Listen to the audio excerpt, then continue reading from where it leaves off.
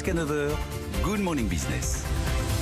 Il est 8h19 et mon invité c'est Mickaël Fribourg, le PDG de Chargeur. Bonjour. Bonjour. On va parler de Chargeur parce que ça parle à tout le monde. Chargeur, d'abord dans le transport maritime, puis aérien, puis le cinéma avec la session de pâté, et puis Cédou qui vous a revendu l'affaire en 2015. Et vous avez, vous aussi, comme vos prédécesseurs, réinventé ce groupe.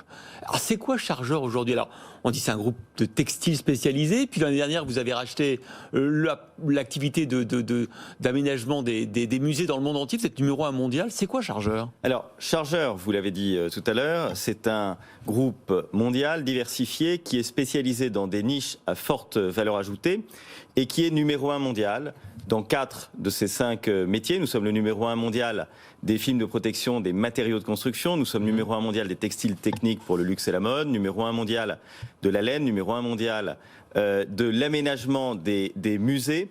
Et nous sommes aussi l'un des acteurs de référence aujourd'hui en Europe des équipements de protection sanitaire, vous l'avez dit.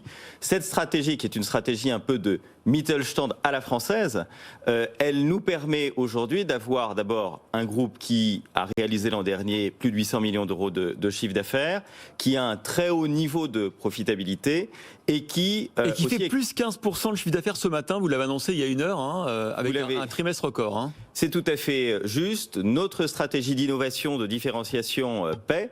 Elle est aussi très résistante et efficace dans ce contexte. Le fait d'avoir différents métiers nous permet finalement d'activer des moteurs de croissance, y compris dans un contexte inédit comme celui que nous traversons. Effectivement, vous l'avez prouvé l'an dernier, cette agilité. Par exemple, avec les masques de protection, vous avez fabriqué 1,5 milliard de masques Made in France. C'était une partie Made in France et le reste sur nos autres sites mondiaux, mais vous avez tout à fait raison. Chargeur a mobilisé ce qu'on appelle un peu les actifs cachés, ces brevets, ces équipements industriels qui étaient mobilisés pour d'autres applications, et c'est complètement réorganisé au plan industriel, au plan logistique, avec des ponts aériens, avec l'organisation de sa filière qualité et de sa filière innovation pour aller répondre à un besoin inédit des populations dans le monde entier, en Europe, en Asie et aux États-Unis. Alors quand vous dites pour les masques, une partie Made in France, quelle part de l'activité vous avez fabriqué en France? Et est-ce que, du coup, on est compétitif quand on fabrique des masques en France, alors qu'il y a plein de masques qui sont fabriqués en Asie? Alors, d'abord, je vous confirme qu'on est pleinement compétitif. Deuxièmement, l'intégralité aujourd'hui de nos masques textiles ont des bases textiles qui sont fabriquées intégralement en France. Et donc ça aussi, c'est un élément de différenciation.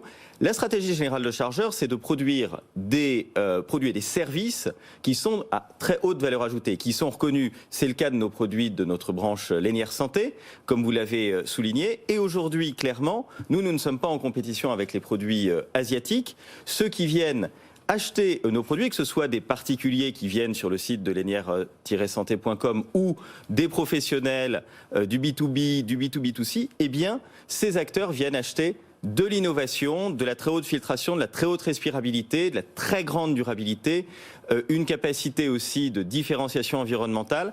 Donc notre stratégie, c'est d'abord l'innovation. Et grâce à l'innovation, on fait la différence commerciale. Est-ce que vous ferez, comme beaucoup de vos concurrents, je pense à Salomon, je pense à Decathlon, des masques spécifiquement pour la réouverture des salles de sport et des activités sportives? Alors, nous en avons déjà, et ce que je peux vous annoncer, c'est que sur le site internet de lainière-santé.com, il y a aujourd'hui des masques très haute respirabilité qui sont spécifiquement conçus pour les sportifs et qui donc d'abord les protègent à très haut niveau et qui en même temps leur offrent une très grande respirabilité. Ces masques sont déjà et d'ores et déjà ce matin disponibles en vue de la réouverture des salles de sport. Alors, je disais, l'an dernier, vous avez un peu surpris tout le monde avec cette acquisition du numéro 1 mondial de l'aménagement des musées. Alors, j'ai deux questions. Qu'est-ce que vous êtes allé faire dans cette activité? Parce que moi, j'avais à peu près compris, Chargeur allait c'est les textiles spécialisés, industriels. Et là, du coup, aménagement de musées, quel rapport? Et puis ensuite, boum, les musées ferment avec la pandémie. Est-ce que c'était une mauvaise ou une bonne opportunité pour vous? Alors d'abord, ça a été une très bonne opportunité. Le métier de Chargeur, c'est de développer aussi des métiers d'avenir, des relais de croissance pour demain.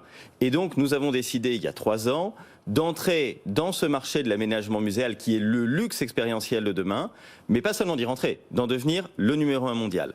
C'est pourquoi l'an dernier, nous avons acquis aux États-Unis une société qui s'appelle DNP, qui était la référence américaine, la pépite américaine de l'aménagement des musées. Quelqu'un qui va aujourd'hui dans les grands musées de Washington, par exemple le musée de l'air et l'espace que tout le monde connaît, eh bien, ce musée, il est aménagé par une filiale de Chargeur, et la fermeture des musées nous a plutôt en fait offert l'opportunité d'accroître notre portefeuille de commandes, puisque un certain nombre aujourd'hui de toute façon de grands musées au niveau mondial sont en train de soit de se rénover, soit de préparer leur rénovation. Nous ne réalisons pas les expositions, on réalise vraiment ce qui a la plus forte valeur ajoutée. Et donc du coup, musées. vous avez signé des contrats pendant la pandémie parce que les musées se sont dit il faut qu'on en profite. Vous avez tout à fait raison, c'est exact. Et notre carnet de commandes à début 2021 était même supérieur à celui que nous avions début 2020, c'est-à-dire compris entre une année et demie de chiffre d'affaires.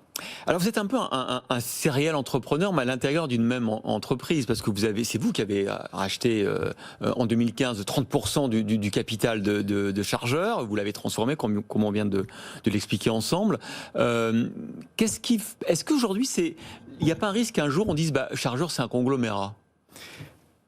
Chargeur assume complètement d'avoir un modèle diversifié. C'est son histoire, c'est aussi son modèle de performance.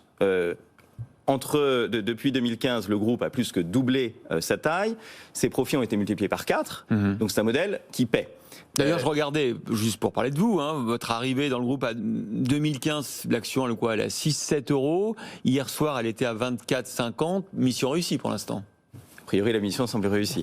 Nous allons la poursuivre, et aujourd'hui, le groupe a un programme qui s'appelle le programme Leap Forward, qui vise à faire franchir à Chargeur 1,5 milliard d'euros de chiffre d'affaires, plus de 150 millions d'euros de résultats opérationnels, en activant finalement 2 leviers, à la fois notre croissance embarquée dans nos métiers existants, mais aussi des acquisitions et des croissances externes, soit dans nos métiers, soit aussi dans nos nouvelles opportunités. Vous regardez déjà d'autres métiers dans lesquels, peut-être compte tenu de la crise, il y a des belles opportunités d'acquisition? D'ores et déjà, d'abord, on renforce nos métiers, mais aussi dans nos métiers, y compris dans le métier Chargeur Healthcare Solutions, nous sommes en train, nous l'avons commencé, d'acquérir aussi des pépites qui vont venir rejoindre les rangs de notre branche santé, bien-être et beauté.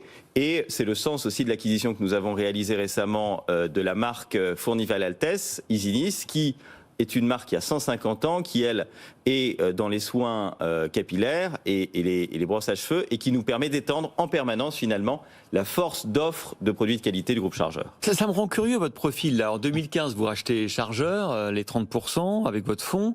Aujourd'hui, le reste est flottant en bourse. Pourquoi vous êtes intéressé à cette belle endormie? Est-ce que vous êtes un peu une sorte de Bolloré de cette industrie? D'abord, Vincent Bolloré est un admirable entrepreneur qui fait rayonner aussi mondialement des activités françaises. Clairement, c'est un modèle inspirant. Mon ambition, c'était de faire de Chargeur, finalement, un champion mondial, de faire rayonner les savoir-faire français. Mais comment vous y êtes intéressé? Comment vous avez dit, tiens, Chargeur, c'est une belle endormie, il y a une opportunité, de le racheter, de le faire croître? Ça, écoutez, c'est à la fois la méthode et aussi le soin d'analyse.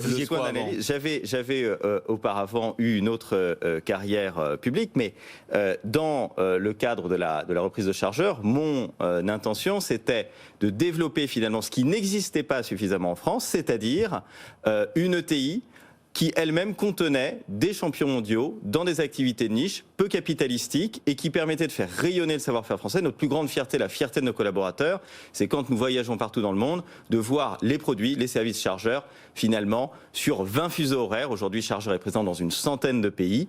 Et clairement, c'est un élément de fierté et de succès qui nous permet, je le souligne aussi, de faire de Chargeur un groupe qui est un exportateur net depuis la France, puisque nous sommes présents dans 100 pays, mais à peu près 30% de notre production mondiale est toujours réalisée en France. Nous investissons en France, nous embauchons en France, nous développons nos équipements industriels et nous faisons rayonner le savoir-faire français.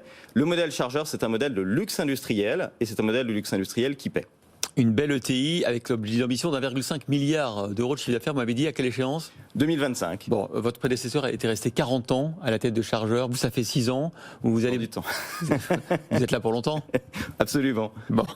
Merci beaucoup, Mickaël Fribourg, PDG de Chargeur, d'être venu ce matin, 1 heure après la publication de vos résultats trimestriels, qui ne sont pas mauvais, on va dire. Allez,